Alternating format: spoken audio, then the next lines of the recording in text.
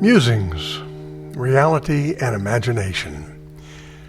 Romans 1 verse 21 says this, "Because that when they knew God, they glorified him not as God, neither were thankful, but became vain in their imaginations, and their foolish heart was darkened."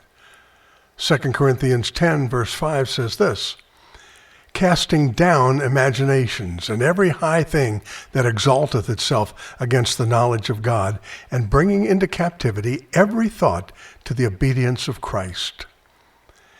These two verses speak of human imagination. In Romans, the Greek word means a thought, inward reasoning. And in 2 Corinthians, the word means a reckoning or reasoning. Note that neither verse shines a very good light on human rationality when it is compared to the wisdom of God. Human creativity is a wonderful thing. It's a gift from God.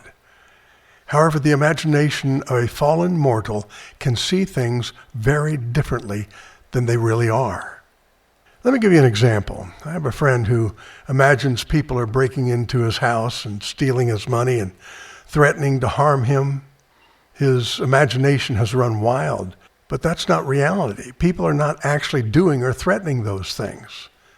His imagination has become disconnected from what is real, and he now lives in a continual state of panic that consumes virtually all day, every day, and many troubled nights.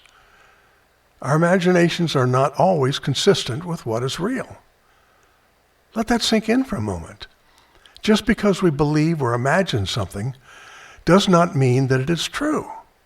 God is telling us the truth when he says that human beings can and do become vain in our imaginations, and our foolish hearts become darkened. Whenever our imaginations say one thing, but God tells us something different, we can know for sure which is right. Our imaginations may not grasp it, but what God tells us in his word is what is real. God never lies. He always speaks only truth. Titus 1 verse 2. To summarize, reality as God describes it and our imaginations are two different things. Sometimes they will agree, and sometimes they will not. It is when they do not agree that we must understand that our imagination has it wrong. And as today's verses say, we must cast down our imaginations and trust the knowledge of God.